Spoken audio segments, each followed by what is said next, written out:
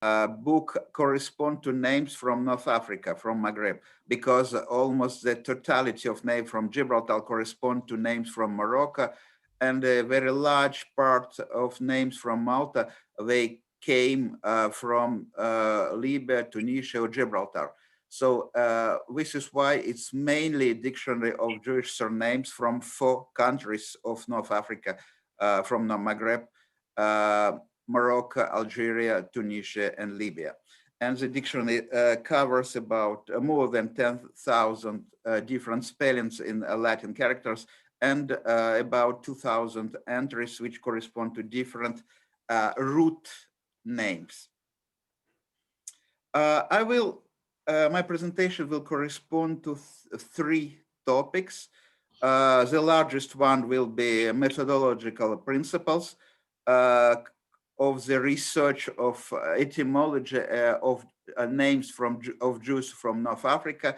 Then after I will, once these principles will be presented, I will provide you 2 case studies corresponding to Jews from Sahara and Jews, and the general idea about Jewish names from North Africa being derived from names of local tribes. And then the last topic will cover Sephardi migration, the free flows of Sephardim who came to North Africa in different times. So before I studied this topic, I was not a pioneer at all in this domain. Contrary to my studies of Jewish names from Eastern Europe, here I was not pioneer at all, because before I wrote my book, there were already 5 books published, 5 major books that were published all in French, corresponding to addressing the history and the etymology of names from different countries of North Africa. So Maurice Eisenbet, the chief rabbi of Algiers, who covered the 3 countries of 3 Western countries, Laredo, who covered only Morocco, Toledano, who covered the same countries as Eisenbet, Paul Sebag, who covered only Tunisia, and the last one, Jacques Taïeb, covered all 4 countries of Maghreb. So these existing works were extremely important for me, because I was not studying something from nothing, as it was the case for Eastern Europe. I had a solid basis on which I was able to base my own study. And then when I was starting to do this, I had actually no knowledge at all about Sephardic history, about Sephardic names. It was just by chance that I became interested in this, because actually it was immediately after the book by Jacques Taïeb was published. It was published by the Cercle de Genealogie Juive de Paris, and a librarian from this circle of Jewish genealogy of Paris asked me to write a review of this book. And my first reaction was, I cannot write this review because I'm not knowledgeable at all. I'm not knowledgeable about Sephardic history. I'm not knowledgeable about a Jewish name from this area. But well, so this librarian, he insisted a lot. And I opened this book and started to read it. And I understood that even without being knowledgeable in this domain, I was able to see that the book, from the point of view of methodology, was really bad. So after that, I spent several months to study history of Jewish community of North Africa, and just to write this review, um, I spent a lot of time of studying these topics, and I became really passionate about this. So then 10 years later, after I published a book about the history of Yiddish dialects, and I realized that I have nothing to do anymore about for Ashkenazic. I did everything I could, I think, because I studied last names, first names, and the vernacular language history of Yiddish. I realized that I would be really happy to try to to work on this topic and to realize something that I suggested for others to follow a methodology that I suggested in one of the conferences that I thought someone will follow up. But finally, it was myself who followed my own methodology. And I wrote this book. So what are the main elements that are important, that were important for me for this book? And actually, they are not specific to this book, because it's almost the same principle that I apply to every study I did in the past on last names of Jewish last names. So the most important elements is we should not guess in areas for which we have factual information. So we need to collect a largest amount, possible amount of factual information before starting to suggest some theories, some ideas. So what is the factual information here is to find, I needed to compile a large database of historical references to different names. And so when I say references, I mean in what area, exact places, and at what period this or that name was used. Another element which is also factual is I try to understand whether the name is shared among Jews or not shared with the non-Jews. Why this is important? Because if the same name is used by Jews in Morocco, for example, and by Muslims of Morocco as well, if someone suggests a etymology which is based on Hebrew, this etymology can hardly be valid, because it can explain the name for Jews, but it cannot explain the name for Muslims. So this was really important, and I tried using white pages actually of France to understand for every name used in Algeria, Tunisia, and Morocco, whether it is specifically Jewish or whether maybe there are Muslim bearers of it as well. And another extremely important element was to, also factual, was to understand whether a name exists in some historical sources, not like a last name, but like a first name. And so if identical first given name exists, the odds will be high that the surnames is based on the given name. And so I needed to compile a comprehensive, almost exhaustive database of given names used by Jews from North Africa. Some elements partly factual, partly theoretical. So I tried to collect as many variants of the same name. When I say variants, variants because they use different spellings, so with a graphic variants, or because they have the same root but different prefixes or different suffixes, so morphological variants. I will explain later why this is really important. And once this data, factual data, is already collected, on this beginning with this step, I tried to suggest a hypothesis concerning not only from what word the name is derived, because usually if we look at the books, the 5 books which were written in French about the etymology of Jewish names in North Africa, usually people, the authors directly suggest the source word, and that's all.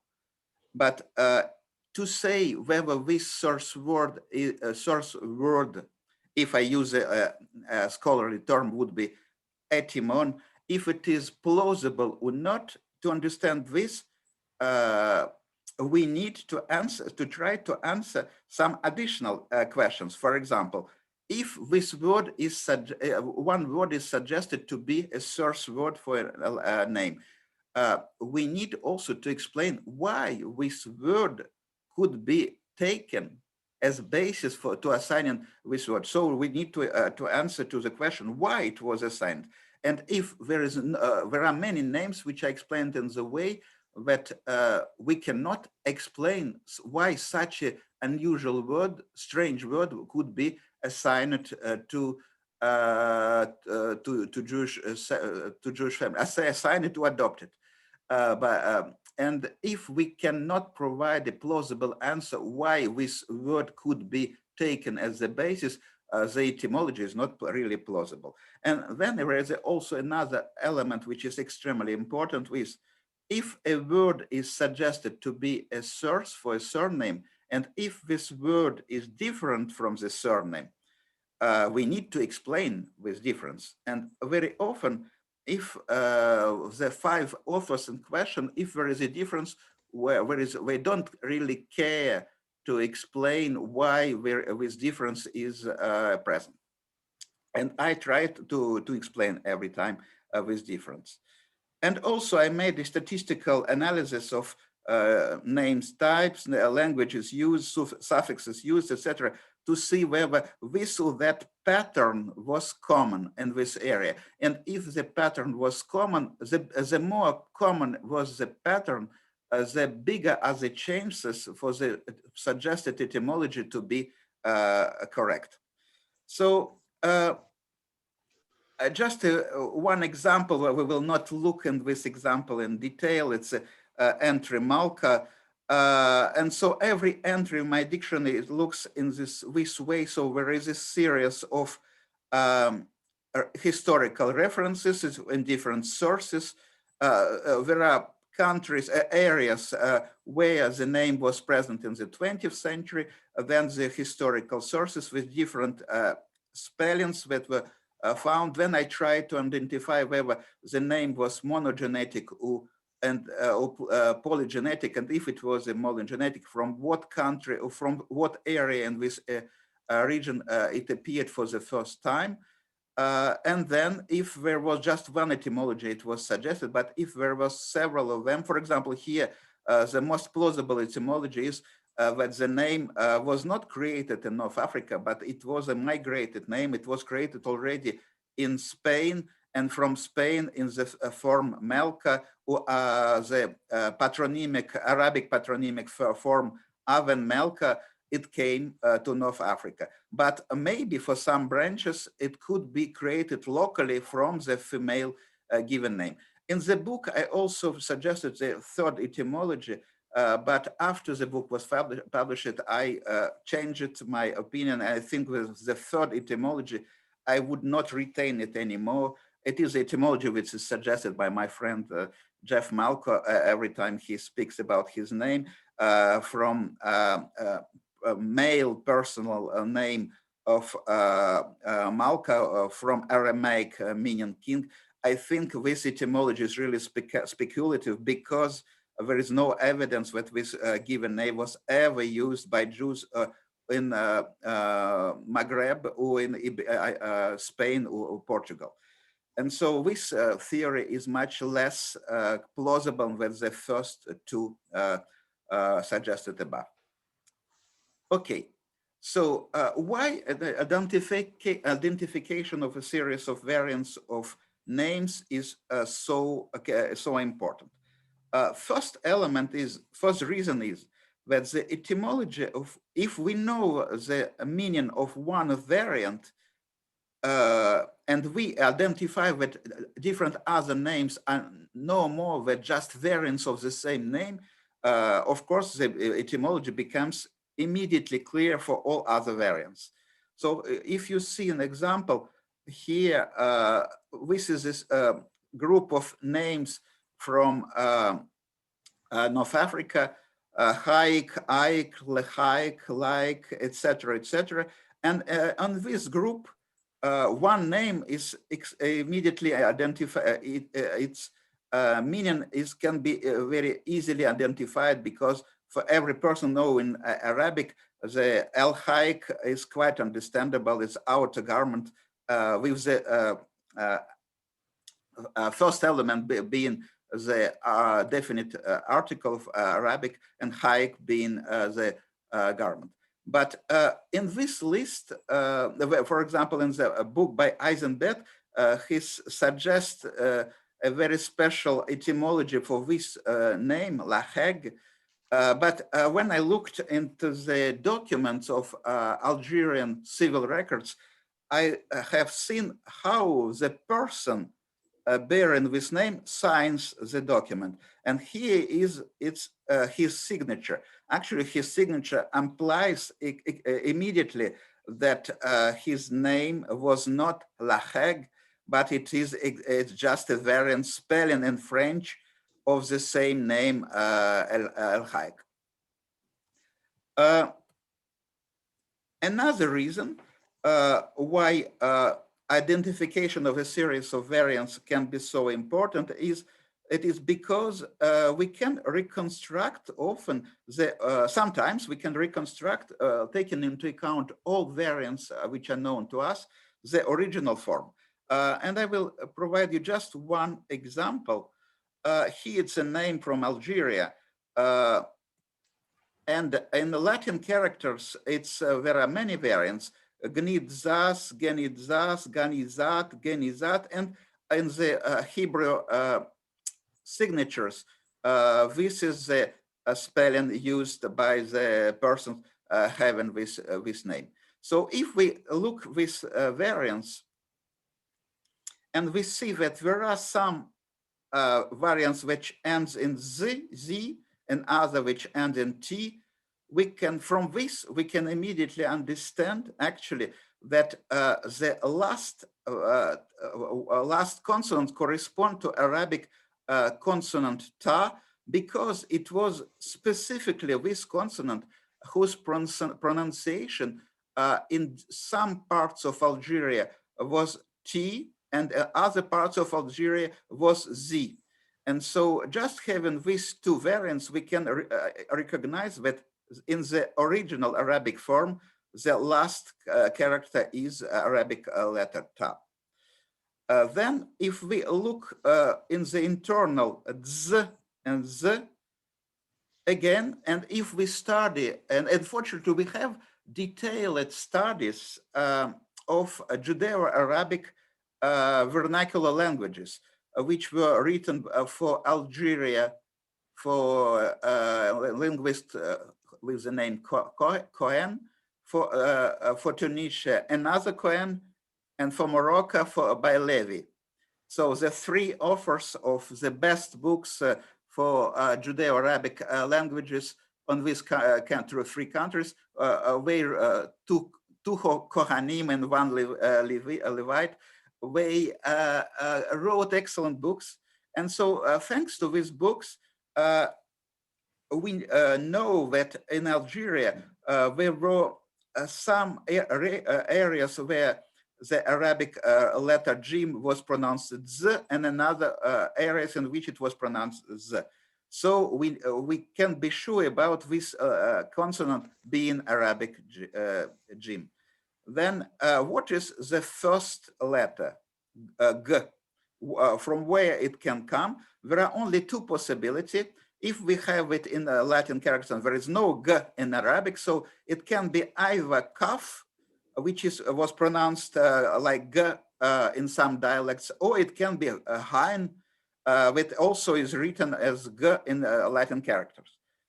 And then here, if different letters change in various invariants, we have one vowel which is never changed. It is R in the last syllables, and it also even appears in the Hebrew spelling as well. So we can be sure that it is really Aleph, it's long vowel Aleph. And so after this, just taking this on into account, we have two possibilities with just Ka or Hein. These are the two possible sources. And once I realized these two possible sources, once I identified this, I just opened the most detailed Arabic dictionaries which exist. And I found that one of these words does not exist, and now they exist.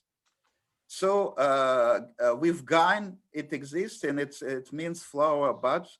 And so this should be the basic form. And I was able to reconstruct it just by looking into the variants of spelling in Hebrew and especially in Latin characters.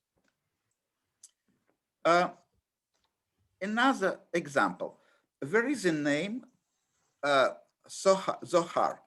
I'm saying about Latin characters. In Latin characters, Zohar, when we see a name like Zohar, the first idea it should be a Hebrew word, Zohar, splendor, and also, of course, the very famous book of Zohar, which is extremely important for the Kabbalah. But, and actually you will find this etymology in many books. But what is important about this last name? First of all, that there is also a female Jewish given name, and not only Jewish, Muslim as well, which is called, which is written Zohar, Johar, Joar, and the same surname is also written sometimes Johar, sometimes Joar, Joar. So for me, there is no ambiguity. The name, last name, is coming from the female given name, and it is only by chance that it coincides with the Hebrew word of splendor and the name of the book on splendor. It's just from the Arabic female name that was borrowed by Jews in North Africa from their Muslim neighbors. And then, of course, the given name is derived from the Arabic word meaning gem. Some principles which were always extremely important for me when I was trying to suggest a etymology for a name. First of all, there is no surname that appeared in antiquity or early Middle Ages. Surnames are elements of naming tradition that was not existent in antiquity. It was not existing in early Middle Ages. So any suggestion of etymology as for a name as if it were coming from biblical times cannot be valid. Then, if we know a geography of a name, and this geography should match that of the source word that was suggested. For example, if we know that the name is known only in Morocco, for example, there is little sense to suggest an etymology based on Italian language or based on Greek language or based on Russian language. And you can find such etymology in the books I quoted at the beginning of my presentation. Now, the spelling of Hebrew in Hebrew characters, if we know it, it should match the spellings of proposed Hebrew or Aramaic etymon. Why this is? Why I think it is important? It is because people who were signing their documents, and especially rabbis, and we have signatures of rabbis under the documents such as Takanot, regulation by Jewish congregation from North Africa, they were knowing perfectly how their names were pronounced. And so if they were signing in a way does not correspond to some existing Hebrew name, that means Hebrew word, that means that for them, there was absolutely clear that their name is not derived from the Hebrew word in question. Now, if someone suggests a derivation of name from a very small place, this is usually implausible, unless, of course, there is no other etymology suggested. But if we find etymology that correspond to name of a large area of a city, such etymology has much more chances to be true than etymology that is suggesting that a name comes from a very small village in, say, in southern Tunisia. If a suggestion of if a suggested etymology correspond to a compound word, and the person who suggests this etymology say that the first part comes, let's say, from Hebrew, and another part comes from Spanish, I'm always very, very reluctant to accept such etymology, because names in North Africa, contrary, for example, to names of Jews from Eastern Europe, Ashkenazi Jews from Eastern Europe, names in North Africa appeared in a natural way. They were not assigned by local non-Jewish authorities. And so if people were having some family names, these family names appeared in a natural way, and it would be absolutely not natural to create a name by combining in the same name one element from one language and another element in another language. This can be valid only if the combined word existed in a vernacular Judeo-Arabic tongue. But if such name is not, such word, common noun or adjective is not found in the dictionaries of Judeo-Arabic, and a name for which etymology is suggested as coming from several languages for different parts, usually the etymology cannot be correct. And then I also told already about this, a very unusual meaning, etymology with an unusual meaning hardly can be sources for name. And if there is a difference, of course, between the surname and the suggested source word, we need to be able to explain it. I will, excuse me, I will just drink.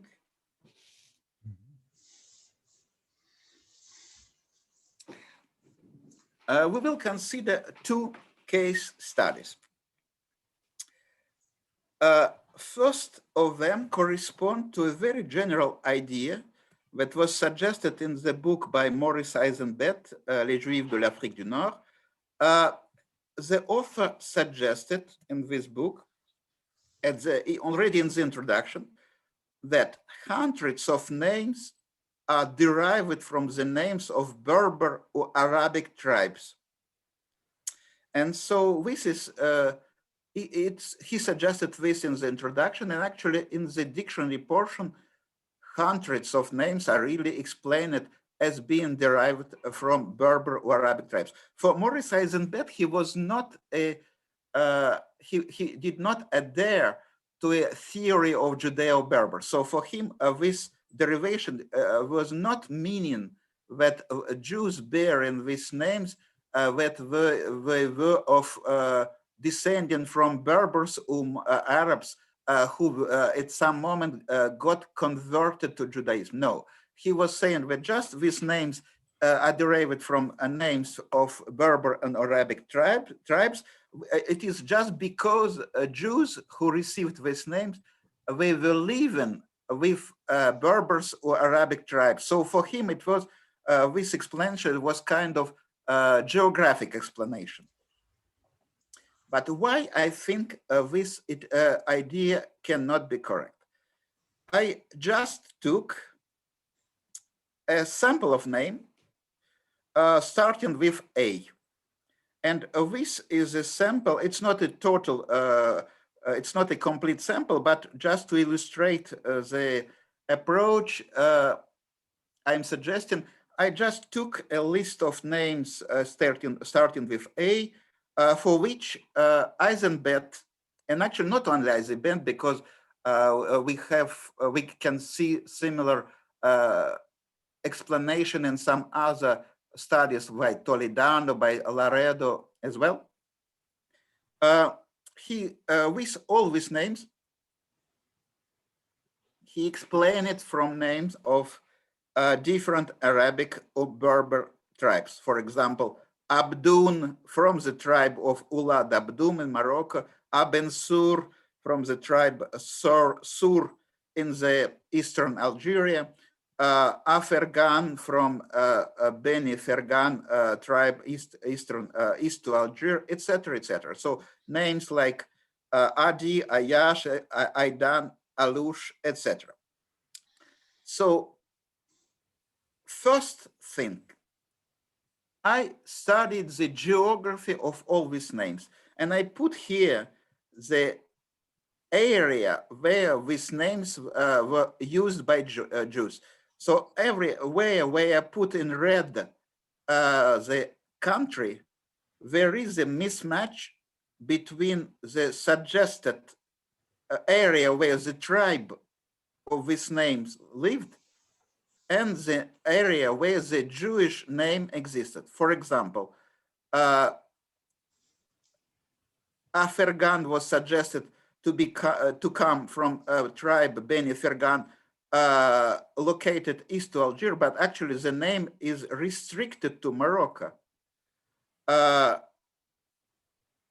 Amsetat was suggested to come from a tribe of Amsetas, again, east to Algiers. Again, the name is known, it originated from Morocco, not from Algeria. And there are opposite cases. For example, Aziza, Eisenbet suggested that it comes from the tribe of Azida that lived in Constantine area, so eastern Algeria, but actually the name comes from Morocco and not from eastern Algeria. So here there is already a geographic mismatch. And if we see a geographic mismatch between the area of the tribe location and the area where the Jews having these names were living, we have the etymology becomes weak. Next element, I also studied in this list almost 1/2 of names, of family names, are also known as personal names used by Jews in North Africa. For example, Abdun, Adi, Ayash, Aidan, Alush, Haton or Aton, Aziza. Aziza is female, but everyone else that I put in blue exists, and it is known as Jewish given name. And not only Jewish, Muslim as well. But what is really important, it's all these names, all these last names were also used by Jews as first names.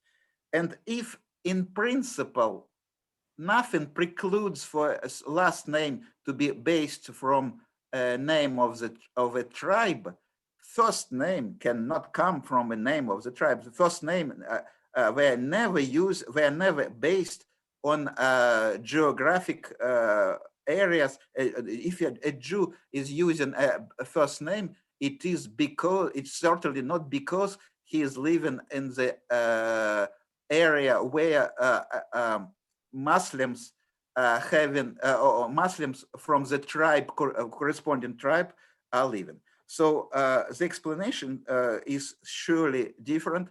These names that I put in blue, last names for Jews are derived from the corresponding first names used by Jews. And then there is a third factor.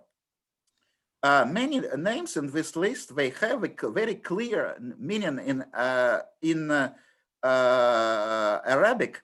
For example, Abdun, there is no difficulty to understand where it's the root is habd with the ein, and there is a suffix un. Here, ayash is again also with the ein at the beginning. It means full of life in Arabic.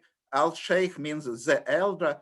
Alush means lamb, etc. So we have Asal means honey, and Aziza means dear or beloved in female form, feminine form. So all these explanations are quite much easier when the idea that the last name is derived from a name of Arabic or Berber tribe name.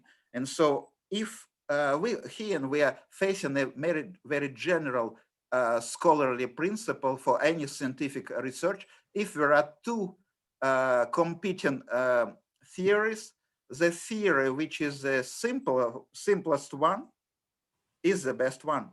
And of course, the simple explanation is derived from the common noun like lamb. This word is much more, the odds are much higher that the last name Alush comes from the common noun lamb than from a tribe Al-Alsha. And also the final elements, some additional factors.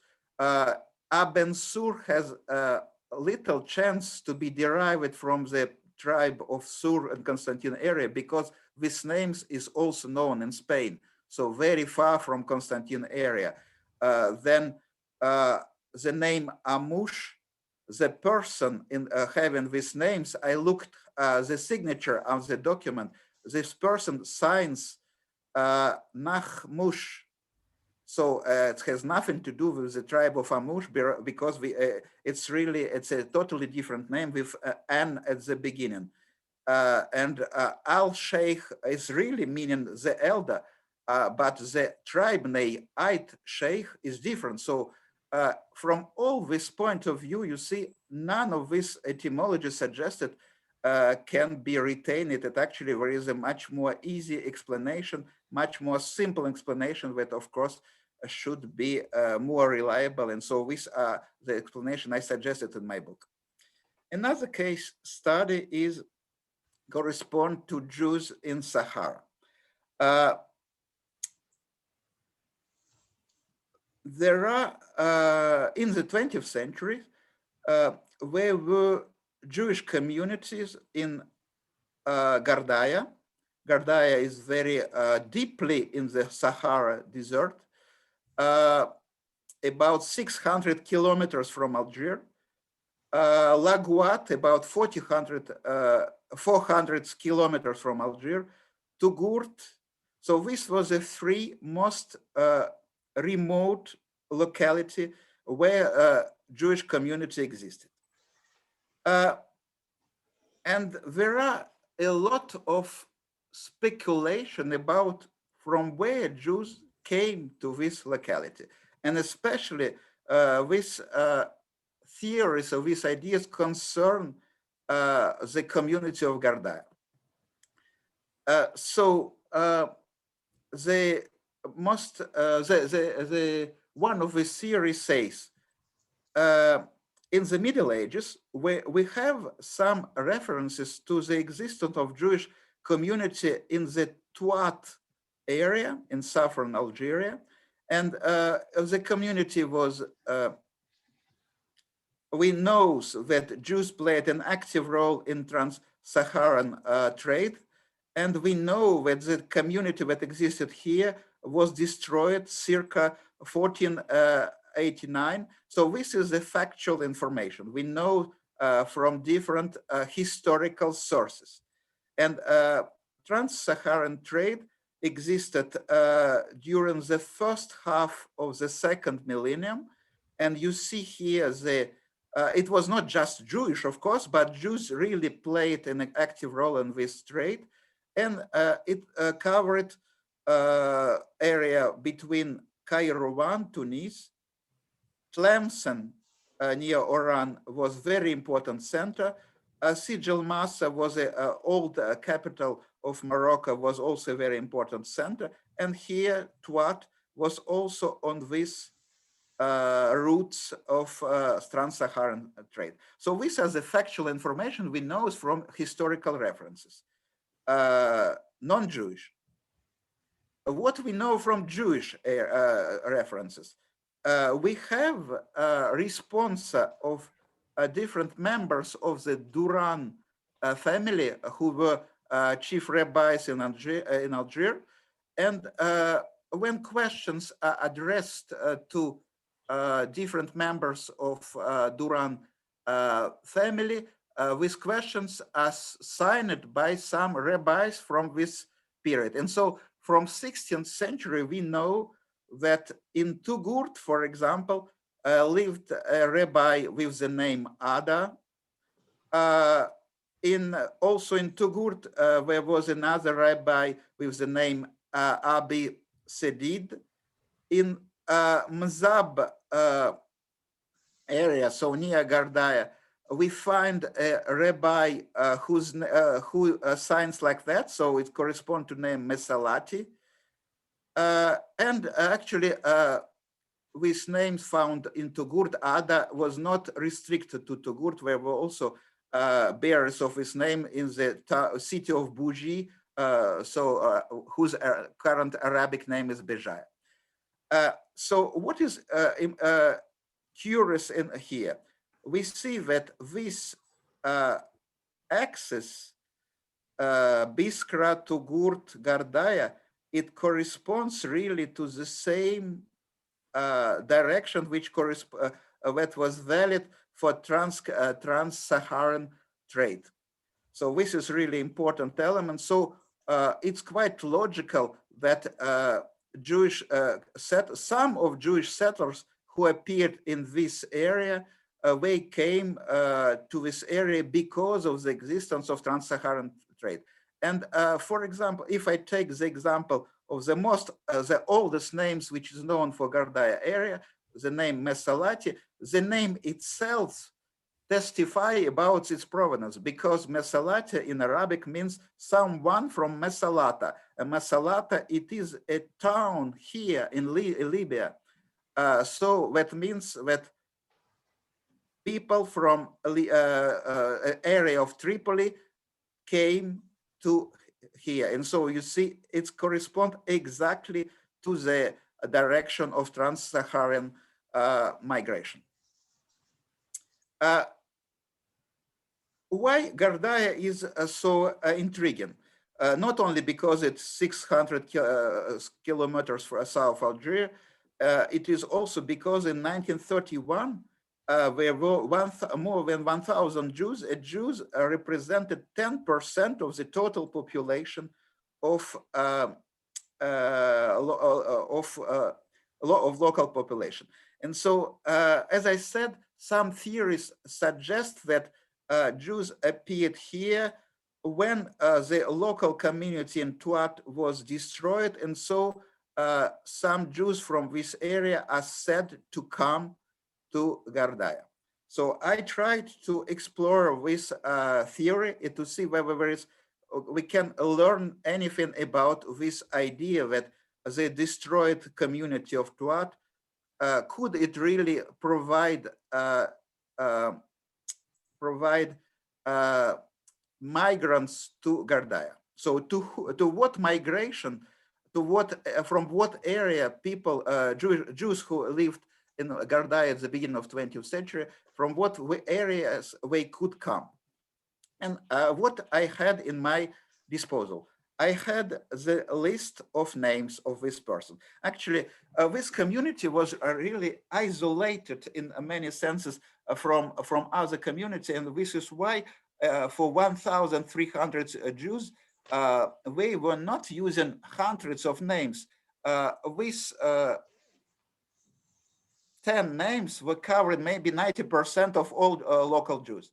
So what I tried to do is to understand from what area different names in this list could come.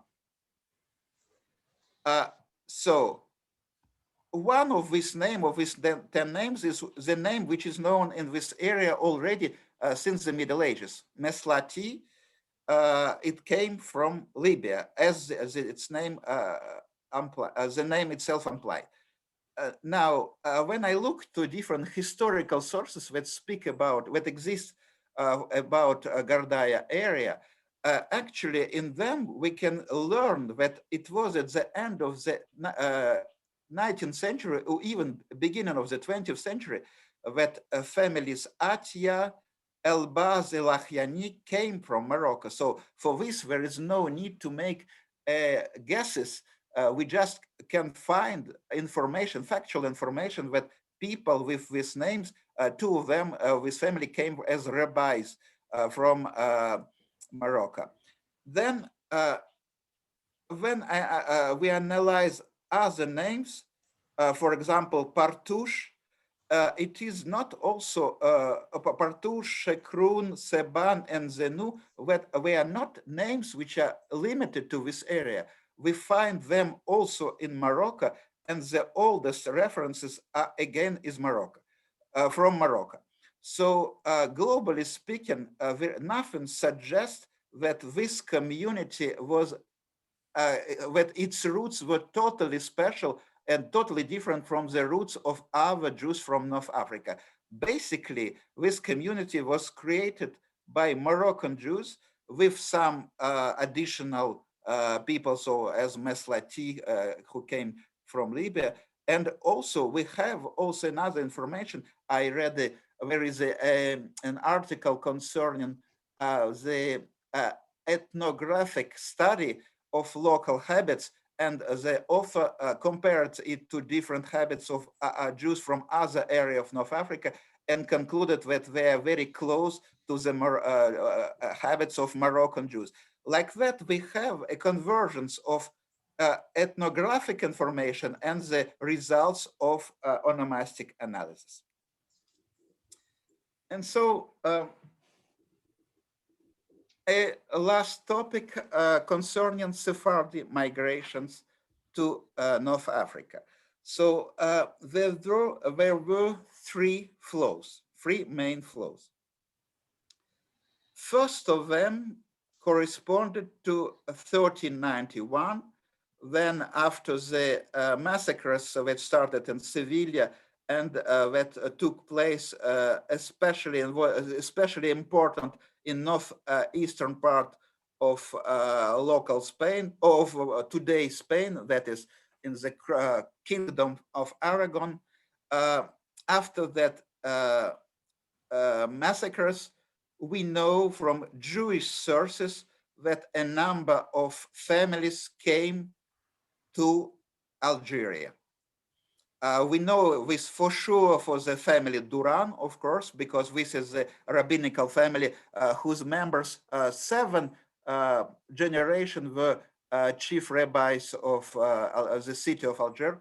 Sasportas, also extremely important family with numerous rabbis, and actually with numerous variants of this name, like Shish Portish, Partish, Partouche. Actually, the name Partouche that I mentioned in Gardaya is just a variant of the same name.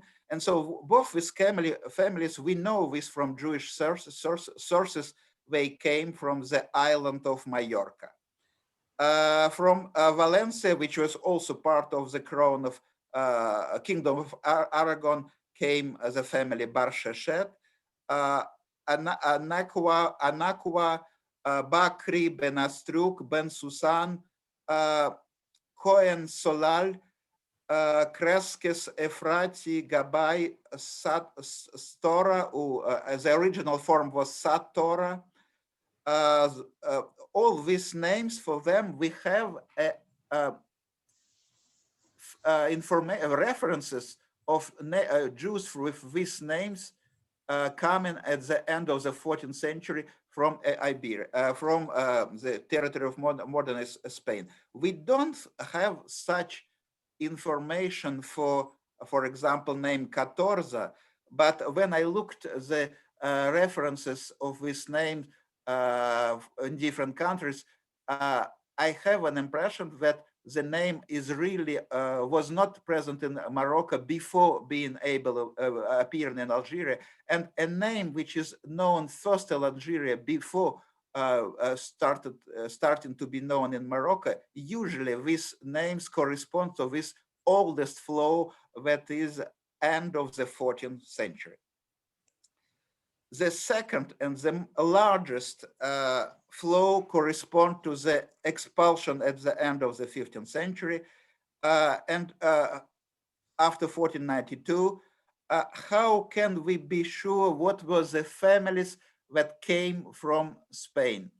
With the best source are documents, Jewish documents, which correspond to Jewish regulations of local congregations.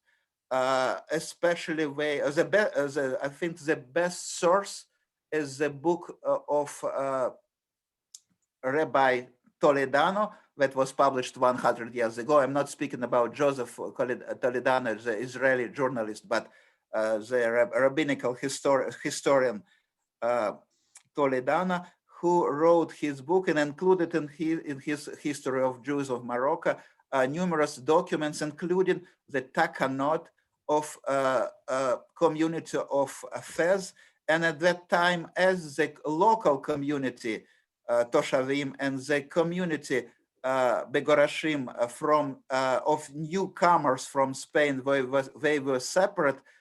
Just looking the name of person who signed these documents, we can learn who were people who came surely at that moment from Spain. And so in this list, we find such names like Abensur, Albaranes, whose most common modern variant is Baranes, Almosnino, Benzekri, Bibas, Biton, Corcos, De Leon, Nahon, Sarienta, Sarfati, Toledano, Uziel, Valencia. And there was also Rabbi Labi, who came to Morocco, but after living a few years here, he came to Tripoli. He moved to land of Israel, but during his trip, he decided to stop, and the family Labi was the most important rabbinical family of Tripoli during the last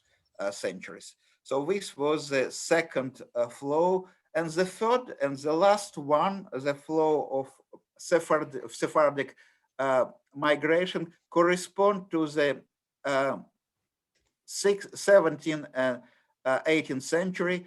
Then Jews came not from Spain, not from Portugal, but they came from famous Portuguese centers of Portuguese Jews, like such Livorno and Venice. So here Jews came mainly to three cities. First of all, of the city of Tunis, and also in the smaller numbers, city of Algiers and city of Tripoli. And this flow, it brought to North Africa several families that has nothing to do originally from Sephardic families. So their ancestors did not necessarily live in Spain, in the middle Spain. In this, here you see the example of a list of names of the community of Grana, who came from Livorno to the city of Tunis, starting with the beginning of 17th century. Many of them retained their Catholic last names, but some of them added Jewish names like Cohen, who changed their name, their Christian names to what I put in red, Levi, Israel, Ulumbrosa, who some of them added name, as I said, Cohen, Baruch Carvalho. Carvalho was the original Catholic name, but the family, once they returned to Judaism, they added the first part, Jewish part, Baruch. But all other names which are not read in this list, they really correspond to names with the same family were using when they were Catholic. And so these names were assigned to the ancestors of these people at the end of the 15th century, mainly at the moment of their conversion from Judaism to Christianity. And so these names were most usually the names of godfathers of former Jews. And as I said, some people who came from Livorno, there were several special stories. And I just will finish my lecture of today with these two short stories, which are really special. In the community of Grana, so community of people who came from Livorno to Tunis, there was a family El Haik. So how is it possible to how this name is clearly very different from names I mentioned here. It's absolutely not Spanish or Portuguese name, and this name was not used in medieval Spain. But the name appears in Tunis. The first reference is 1686. The first reference in Algiers is 1699. But actually, in the city of Genoa, we find starting with the mid of the 17th century, the presence of a family El Haik who came as merchants from Oran area, from the city of Oran. So they came to Genoa. Then from Genoa, they certainly came to Livorno. And from Livorno, one branch came to Tunis and another branch came to Algeria. So like that, the family was of North African origin, and they made a circular migration and from North Africa to Italy, and from Italy to North Africa. And another family is also a very similar example is the Darmon. Darmon was in Tunis known only as the name present in the Grana community. So the community coming from Livorno. How we appeared in Livorno, I think there are little doubt about the way we appeared in Livorno. We know that in 1669, all Jews of Oran were expelled from this city. Why we were expelled? It is because Oran was actually a Spanish city. It was a very strange situation that Jews were expelled from all of Spain in 1492. Some of them came to the Oran area or to the city of Oran. And a few years later, Spanish military forces, they took Oran. And so Oran continued to be Spanish until the end of the 18th century. And for strange, I don't know, it's really strange, but Spanish government did not tolerate Jewish presence in any Spanish territory except for Oran. And so in Oran, Jews continued to live for 150 years after this city was taken by Spanish army. But still in 1669, there were ships that were shipped from Oran to the area near Nice, the Villefranche. It's a suburb today of the city of Nice. And we know from historical documents that the number of Jews who were expelled from Oran who came to Villefranche, it was 466 Jews.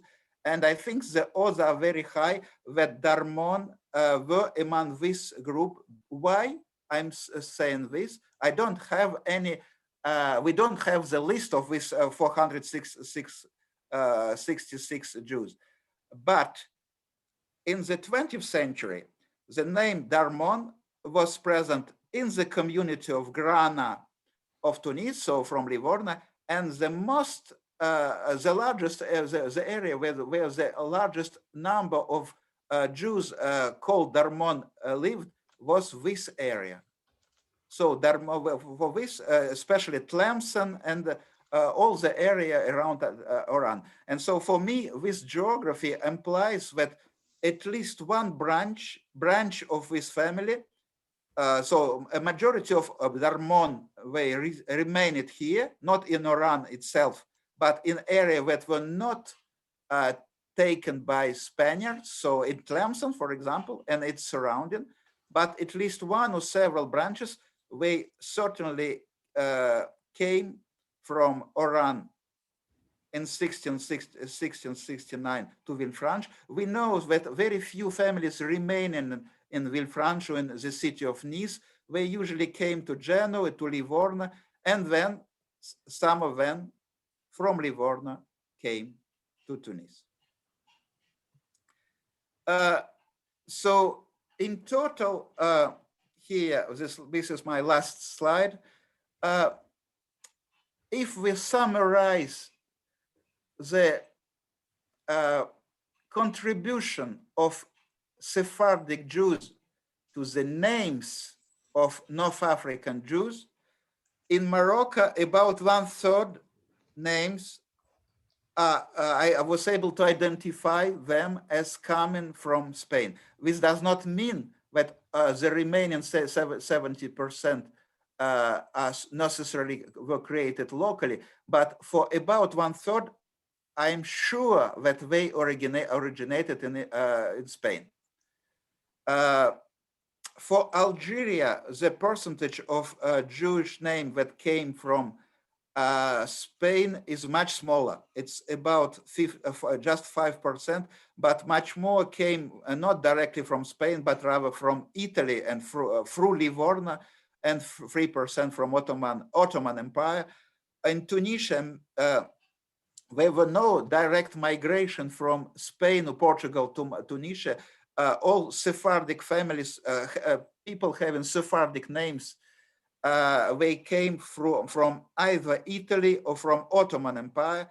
And in Libya, the same situation. The Sephardic the names that reveal the Sephardic roots, they came not directly from Spain or Portugal, except for the rabbinical family Labi.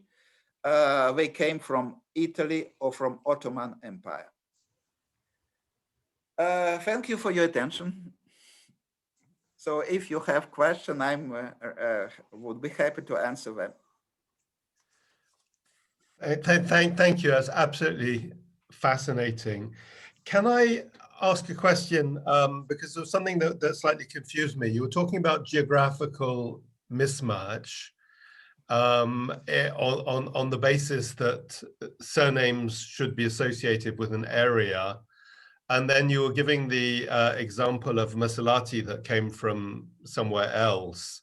Mm-hmm. In my own family, there's I'm not North African, but there was somebody whose surname was Mendoza Valladolid, because he came from the city of Valladolid, so he used it outside Valladolid.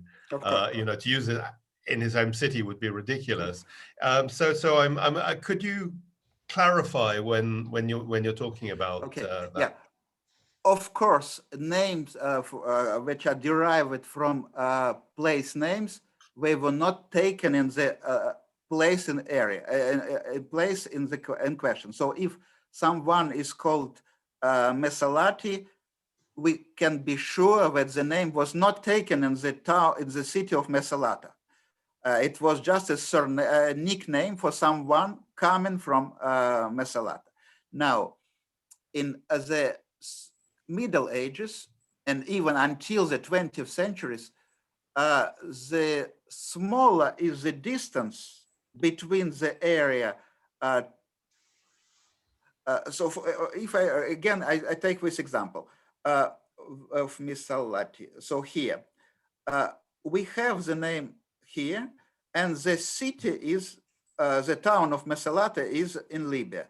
So if, for example, indeed the distance is long, but if, for example, the town would be just here, and we would have no reference at all to this name in Libya, and we would have just the only reference with what we have, it would be, let's say, from Marrakesh. For me, with such long distances, I would be really skeptical to suggest that if all Meslati were known just in Marrakesh, I would be very skeptical to suggest this etymology. But if I know that, first thing, I know that in Libya itself, we have bearers of this name. And another, we have bearers of this name in the Middle Ages in Gardaya, and we know from historical references that this line was on the line of trade. Yeah. So this, of course, this geographic mismatch cannot be taken as absolute criteria. It just shows that if there is a mismatch, we should explain it in some way. Okay. And if I return just here, if a name Afergan is known only in Morocco, and the tribe of Beni Fergan is east to Algeria, so it's Constantine area. In this case, the distance is quite large. It's too large. And especially in Morocco, we have a very simple explanation from local Moroccan word fences, which was surely a place name here as well, because the meaning fences for a last name, it has sense only if the last name was taken from a place name that was called after the words fences.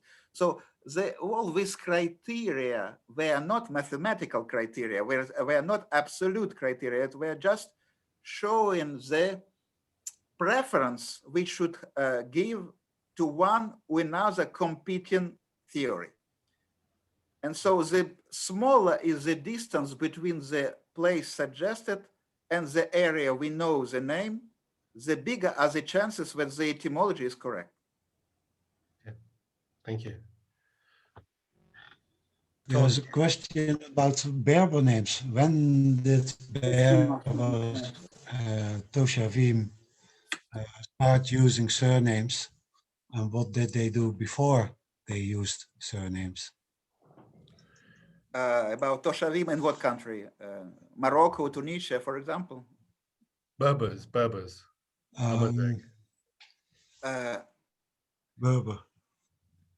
So can you So just for me to be different sure, what is countries. the exact question? Yeah, I'm looking it up. Is it in the chat area? No. Yeah, it's in chat Okay. somewhere at the beginning. Could you please go into when did the Toshavim, Mitzrai, Berber Jews that were in Morocco before the expulsion start adopting last names? And what did they do before in terms of naming?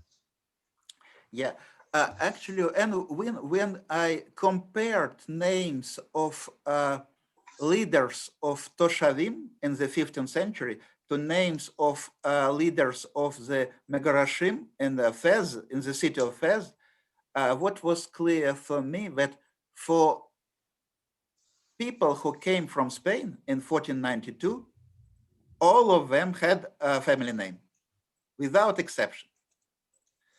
But for people, local people, some of them had already, so Toshavim had already some surnames, but the tradition of using family names, it was much more established in the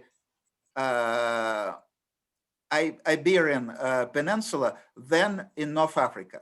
So in North Africa, there was already some families who were using surnames. The oldest names I was able to find, they correspond to a 12th century and Morocco. But I have an impression that even at the end of 15th century, many families of Toshavim, they had no surnames. And why it was like that? It is because local Muslims were not having surnames either. While in Spain, many families already, Christian and Muslim families, they were having some family names, things that were looking like family names, so hereditary names, already since the 10th, 11th, 12th century. So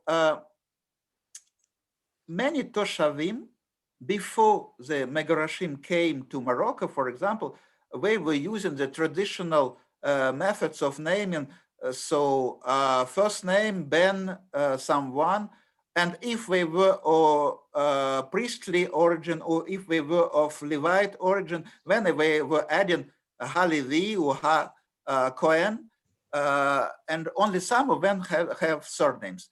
And we don't have exact historical references that would imply, that would say at what time the mass create, in what time all Toshavim acquired their names.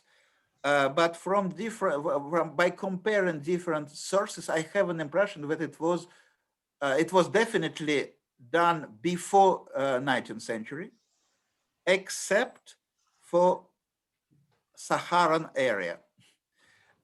When I was studying here in Algeria,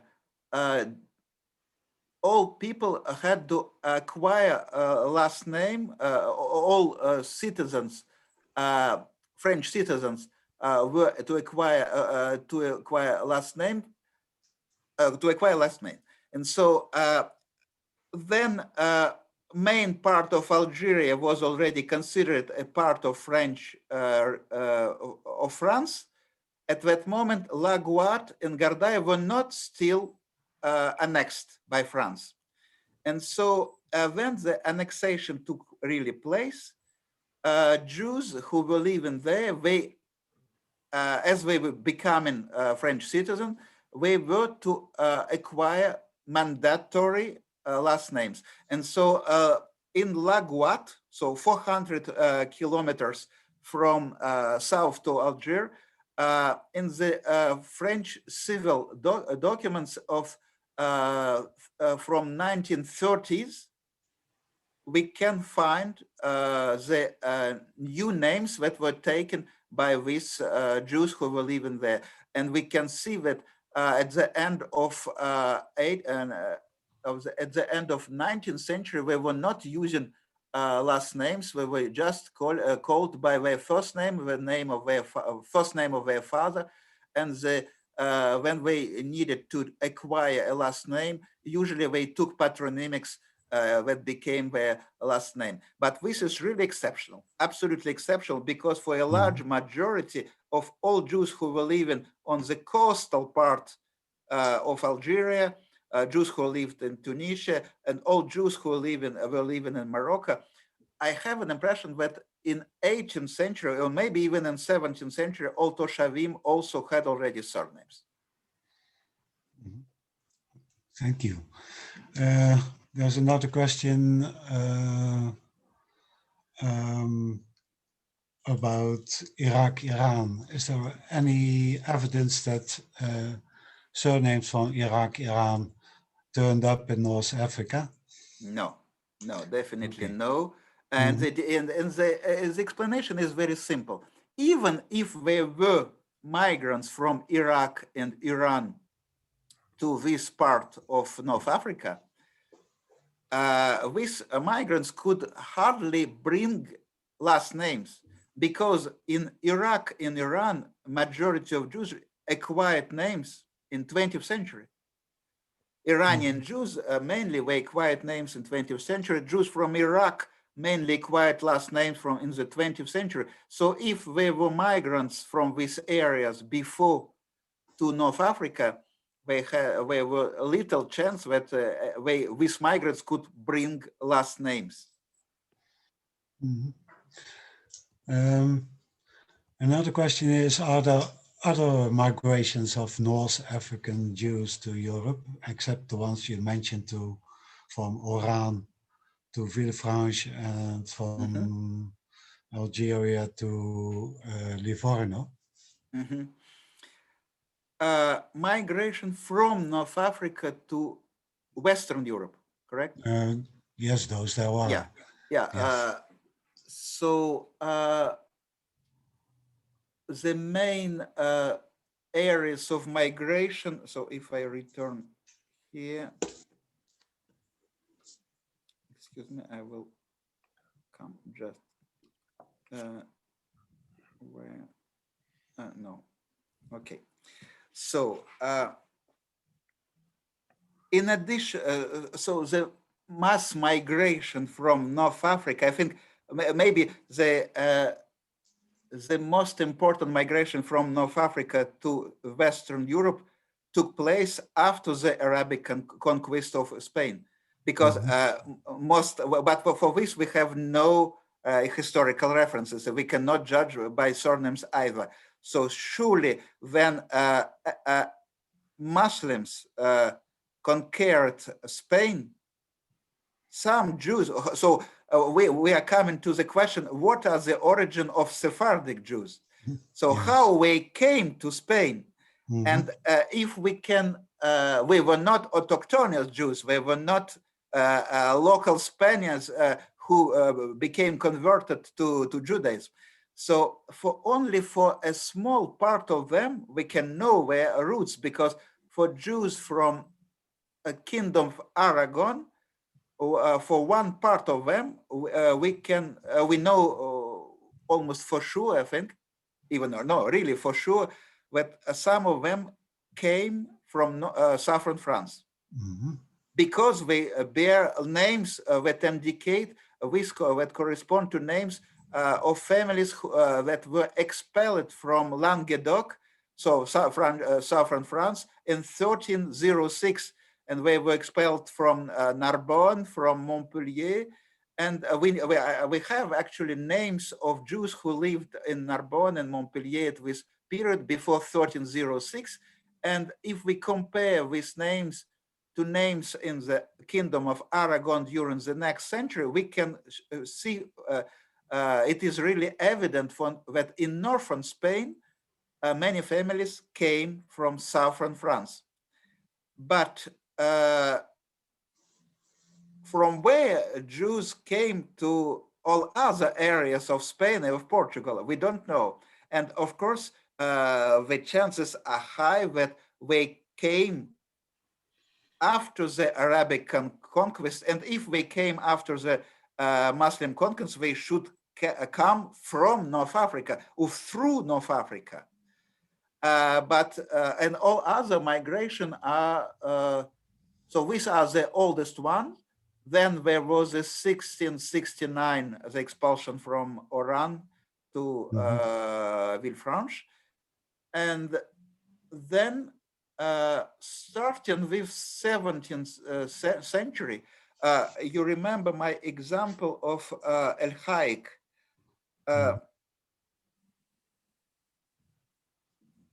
Excuse me, it was at the end here. Yeah. Yes. The family El Haik came to Genoa not as a result of mass migration. It was just a merchant family, several, I think there were several brothers, if my memory is good, but who were just trading between Oran and Genoa, and before the expulsion. And if we look into the document of these important seaports like Genoa, Livorno, we during the second half of the 17th century, we can see already the presence of some merchants from North Africa. Again, it's not mass migration, but for example, family Farfara from Tripoli. So we find some families from Tripoli, from Tunis, from Oran, from Algiers, coming to the cities, seaports of Western Italy. Of course, there were no Italy at that time, but the area that correspond to modern Italy, so mainly to Tuscany, Livorno city, city of Pisa, and the city of Genoa, which is the capital city of General Republic. where we find already since the 17th century a number of merchants from these main cities from North Africa. But the mass migration starts later, and the mass migration corresponds to turn of the 19th century. And for this, for Livorno, for example, there are a very detailed list of, I think many of you people who are interested in the history of the Livorno community know about the publication of Jean-Pierre Filippini, who published the list of all people, different Jews who were accepted, so former foreigners who came to Livorno and were granted citizenship there. And many of them came from such cities like Tunis, Tripoli, Algiers, Tetuan. So different seaports here, we were coming to Livorno. And a large, after Gibraltar became British, there was a mass migration of Moroccan Jews from northern Morocco to Gibraltar and from Gibraltar to London. But this is already mainly 19th century. Thank you.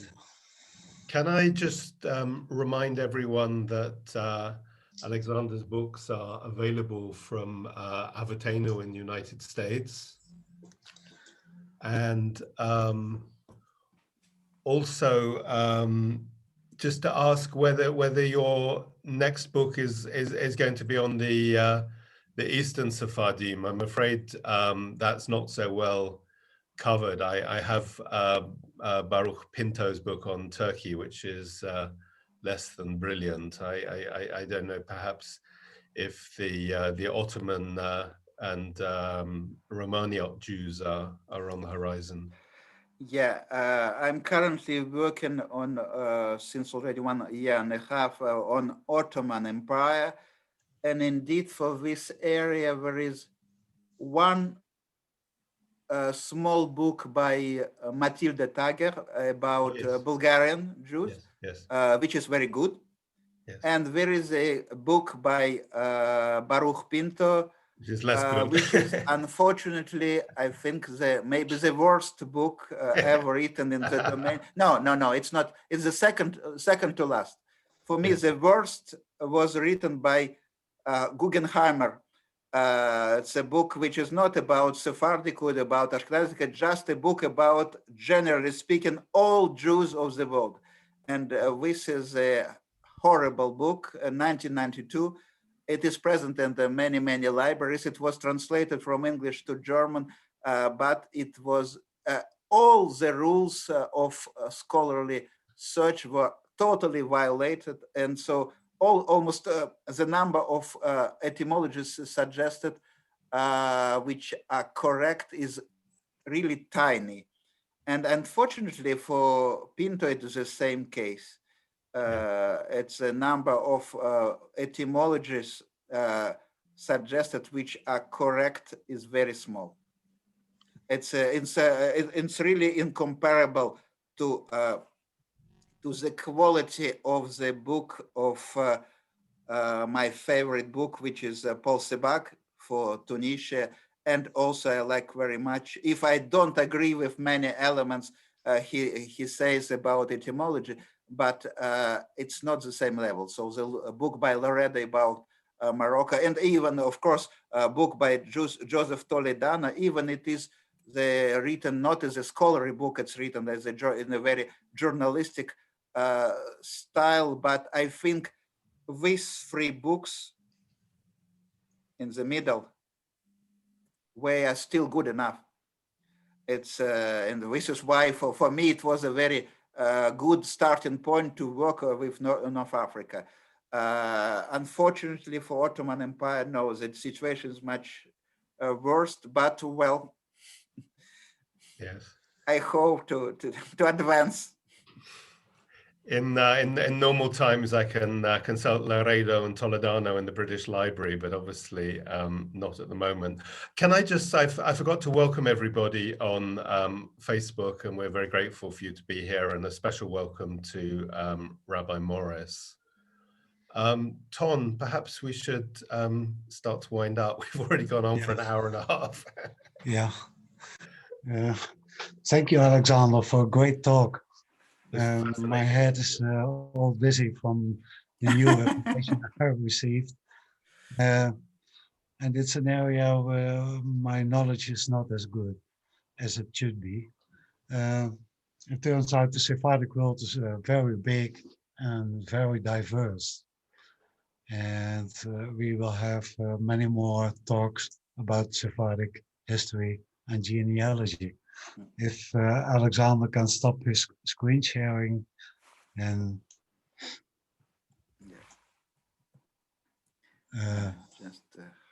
then I can share my screen. Excuse me. How? Okay, thank you.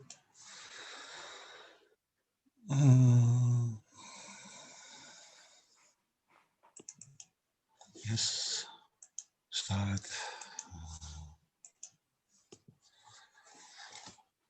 So next week, our speaker will be Michael Waas, and he will talk about Jewish genealogical sources for the Ottoman Empire.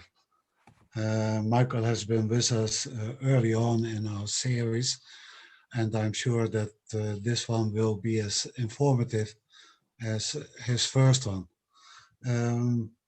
Jewish genealogical sources are scarce for the Ottoman Empire, but Michael knows his way around in those. And thank you everyone for watching today and staying with us until the very end. I again express my thanks to our patrons, without whom this would not be possible. And you can also contact us for genealogical research. Thank you, everybody. Thank you, Alexander. It was a pleasure to listen to you and to receive all this information. It was a pleasure for me to share my knowledge, because I really became, during the last 6 years, I really became fascinated with the Mediterranean Jewish history, because if Ashkenazic Jews, what I was studying before, last names were showing the history only of starting with the beginning of 19th century. For Sephardic Jews, just studying last names, we can already discover roots that go to the Middle Ages. So this is why I find really the Sephardic history really fascinated for my domain of onomastic. Well, thank you for your attention. Yes. One last word. There were a lot of questions about individual names. I don't think we can go into that. I can recommend Alexander Beider's book for everybody, and it's available through Avotaynu. We saved the chat, and we will try to get into individual questions later. Thanks, everyone. Bye. And see you next week. Thank you. Fascinating. Thank you very much. Thank you. Thank you very much.